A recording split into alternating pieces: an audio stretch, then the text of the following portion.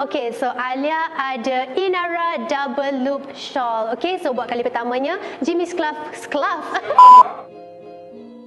Hai korang. Okay, so hari ni Alia ada Inara double loop. Okay, buat kali pertama Jimmyscarves keluarkan double loop shawl. Okay, so nampak tak? Dia adalah double loop. So Alia akan tunjukkan macam mana nak pakai double loop shawl ni. Okay, so material dia adalah chiffon, bubble chiffon. Correct? Betul Bubble chiffon. Okay, so kita sarungkan loop pertama. Dia ada macam awning sikit. Okay, pakai macam tu je. See, dia masuk je terus terletak.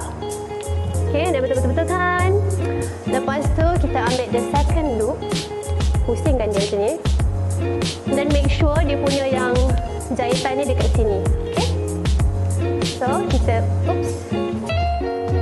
pakai macam shawl biasa.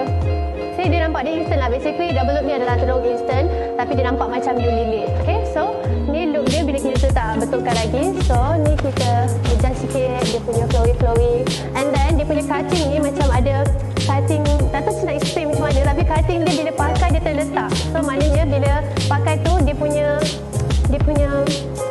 wave tu lah kan. Wave datuk pula belakang tu. Tak apa. Okay, so wave dia tu memang cantik. Dia punya flow, that's the word. Flow dia memang cantik. And then dah siap. Tada!